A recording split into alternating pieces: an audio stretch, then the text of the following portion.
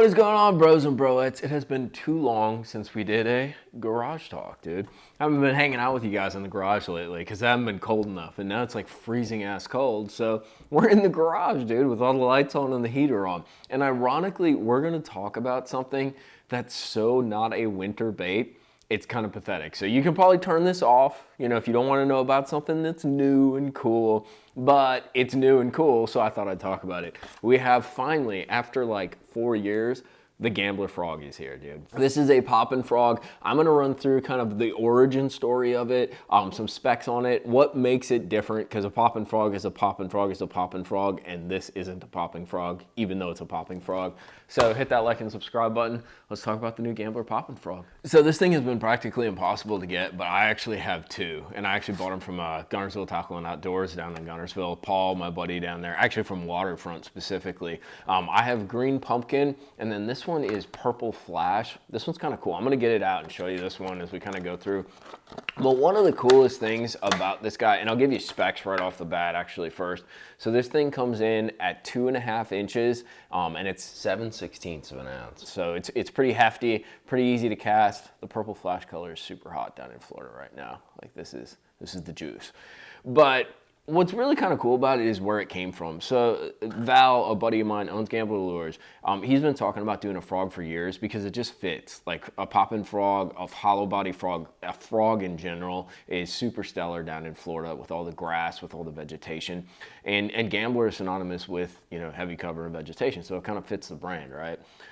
But he wanted to do something different, and right now there's a million different poppin' frogs. So he kind of played around with the idea, and what he ended up doing, which I think is really cool, like he kind of took some of the most grassroots like hammers, Cale Stevens, freaking Alex from Senko Sticks. He took this group of guys that are all like really strong, well-known anglers on Okeechobee in that sort of south central Florida area, and he said, hey guys, like what are the favorite parts about the poppin' frogs that you're using? We want to make like the ultimate cyborg poppin' frog, the best on the market, and that's kind of how they came up with this. Cale tested it a whole bunch. Alex tested it, some other guys on Okeechobee tested it, and really the goal was to take what is a standard popping frog, maybe like a Spro or something like that, and do all the mods and all the tweaks that these guys do when they're fishing it and when they're using it, and incorporate it into something that right over the counter has all those factors, all those tweaks, all those mods. So you don't have to go through all that. So basically like the ultimate popping frog. I find it kind of ironic because the name of it too is the popping frog. Like it's super like melodramatic, right? But I think that fits, You're not gonna like word your way out of like being the best product. Like in the end, it is what it is. It's a popping frog, call it like it is, but show how much better it is by the features and the functions that you put into it. So it's kind of cool. Personally, I have fished it a bit. I just got mine because they've been super hard to get. So performance-wise, what's really interesting and different about this guy is the way it sits in the water. This thing actually sits very arched back in the water. And what that does is when you pop it forward, you can see there's a slight angle on the cupping right there. So when you pop it forward, it's directly pushing into the water to create like that bubble and that popping action. This has a very unique pop compared to even like a Spro or something along those lines, like your classic frogs, like your classic popping frogs. It is super violent, I guess you could say, but then you can also do retrieves where it's just kind of like a blub, but it's very easy to twitch. Like you don't have to like look for resistance because it sits back in the water like that. Any kind of tension bringing the frog forward causes that cup to interact with the water, thus creating that popping motion. So you're not like losing it or washing it out. It's very easy to kind of pop walk because you have that angle pushing forward. Every time that frog goes forward, it's cupping the water. And the other thing that they did with this, which is super nice because it's always annoying to add stuff to these frogs, is comes embedded already with a rattle. There's a rattle in there. And then the other thing is it has a super stout hook. You don't have to change out the hooks. It's a BKK hook. It's a big old gaff on there, dude. So it's super stout hook, and that's one thing that they played around with. There's a small weight on the back right there, which is basically the key to it sitting in the water as it does. And then one of the most important things to me, and I'm sure you guys have experienced this, is some of these frogs, like my personal like favorite hollow body frog is what was called a coppers, but now it's a live target. It's the live target frog. I absolutely love that thing. And it's not because it's like a super unique or special frog, but what I really like about it is the softness of the body.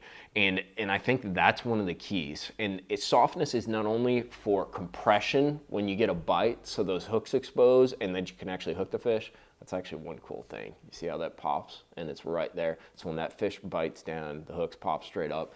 But softness also adds to action. And that's one of the things I was actually most surprised with this thing is the way it's walkable. We always talk about hollow body frogs, you know, being able to walk them back and forth, almost like a spook, that walk the dog type cast or retrieve. And a popping frog is no different. The only problem is because of that cupped front, many times your walk is very, like the frog will go back and forth, but it doesn't scoot back and forth, almost like a spook.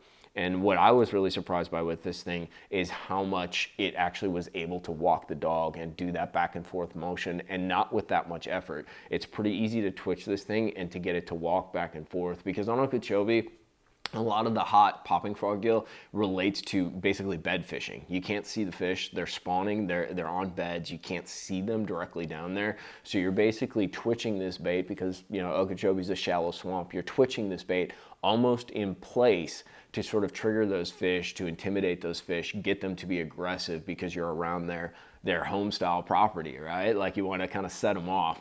And so the walking ability of this thing, I think it's very much related to the softness of the plastic, and it's absolutely killer. Like you could be a novice and be able to walk this thing. I was quite pleased with that. The other thing that Val did, I'm gonna get out this green pumpkin one because I really like this one for, this is like a Gunnersville color, dude. This looks a lot like the brim. So this is the green pumpkin color. You can see it's actually, with the lighting that I have, it's almost slightly transparent, which I think is pretty cool. But if you see in these legs, there's been a bunch of like that marabou flash or that mylar flash. I don't even know what it's called, but there's flash built into the legs. The legs are extra long. I cut them down. I think, you know, standard practice. But basically, that flash has been built into the legs, and it's that very light, strandy stuff, which is kind of cool. It adds to kind of the fluidity of that walking motion. It's not just a standard rubbered skirt that's going to kind of wave. It's a very light sort of sheathing that really just kind of undulates and dances in the water. Because one of the arts of fishing a popping frog is actually letting it still. Yes, you're popping it and walking it, but it's that sort of sitting motion.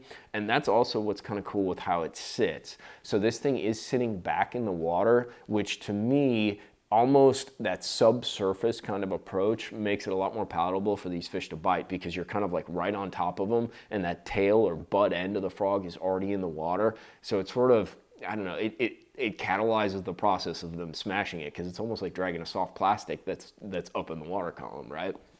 It's a pretty badass frog, casts like a bullet. It's obviously not made for like fishing like cheese mats and things along those lines. This functions best around semi-sparse cover, you know, dollar pads, little lily pads, fishing it in between. The one thing that I don't think guys give enough love to a popping frog for is actually fishing like open water. We have a lot of floating eelgrass on Gunnersville, so it's difficult a lot of times to throw a spook near the bank, especially if there's been some rain in that washing that eelgrass in.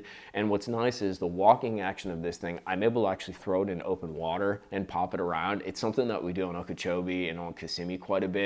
Not only for those bed fish, but even fish when there's brim bedding, when there's a lot of bluegill and panfish around. It's a perfect mimic for those types of panfish when those bass are targeting those in shallower water. It has a great report to it and a great little spit, I guess you could say. So it's perfect in that situation. The other thing that's pretty nice is you can see how that body is very streamlined. It has a very conical shape, and it's also super soft. They're pretty badass for like skipping under docks, dude. You can get way back under a dock. You have a weedless presentation, but it does, you know, extend the hook pretty easily, and it's easy to skip this thing under, even if you have floating vegetation or just junk in the water, but you want to get that thing way back under the dock, but you don't want it to foul at the same time. It's pretty sick, dude. I'm super stoked. I think the thing I'm most excited about is the way that it walks. It has really a unique action, and it's manipulatable. You can make it very aggressive and very like a loud kind of popping spit, or you can be a little more subtle with it, with more of the popping spit you get more with like a vertical retrieve, so your rod will be kind of almost like straight down towards your feet almost, and you're kind of like snapping it and popping it. If you extend your rod and put it more at like a 45 pointing down and do a little softer kind of slackline pop, it gives you a very subtle kind of walking, but with a little bit of bubble and spit, which is, it sounds terrible, but for fishing, dude, they bite it, right? It's kind of a cool, unique deal. It's a very fluid frog with the Mylar in that. The soft body, I think, increases that sort of walking action. But it's been years in the making, and Val kind of brought up the interesting concept. He's like, I didn't want to just make another popping frog. I wanted to make the best popping frog, like the popping frog that stands out on its own. And I think he got pretty damn close. This thing is pretty naughty. It's been an extremely hot topic, at least in South Florida right now, where there is obviously a frog bite, and on Lake Okeechobee. It's something that's going to become more apparent as we move towards spring. We fish for a lot of bedfish or shallow cruising fish like pre-spawn on Gunnersville, using a popping frog to get in that super duper skinny water. But it's definitely unique. It's something that they haven't seen, and performance-wise, between the soft body, it has the premium hook in it, and then some of those little tweaks, like the rattle already being embedded, and then especially the way the thing sits in the water and how that sort of drives the action to be slightly different. It sort of stands out. So it's pretty cool. It just got put on Tackle Warehouse. They are not going to last. So if you guys are interested in checking it out, jump on there. Like I said, 2.5 inches long. You can trim the legs a little bit. I'd highly recommend doing that. But basically, other than that little mod, it comes out of the package ready to go, tie it onto some 50 or 65 pound braid and get after it, dude. There's quite a few colors. I like, like the green pumpkin that's semi-transparent, and then this is that purple flash. This has been a hot topic on Lake Okeechobee. It kind of fits that whole like June bug purple kind of, brim color that is so popular down there. But there's a variety of colors with something pretty much for everything. There's some bright stuff. There's white, there's black, there's some shad stuff. So it kind of covers all your bases. But it's a pretty cool deal. It's making a pretty big splash. I'm excited to get to Florida in a couple months and play around with it and see what I can do fishing like headwaters and that. But I just want to give you guys a heads up. There's been a lot of hype, dude, and there's been a lot of like people talking about it. So I figured I'd throw it on the channel and put you guys in the loop. But if you're interested, I'll put a link to it down in the description box. You guys can go check it out. It's the new poppin' frog from Gambler. If you enjoy frog fishing, you're probably going to need it in your arsenal. But hit that like and subscribe button. If you guys have tried it out or have any experience with it, drop it down in the comments box. I want to hear what you have to say, what you caught on it, and what you think. Later, boys.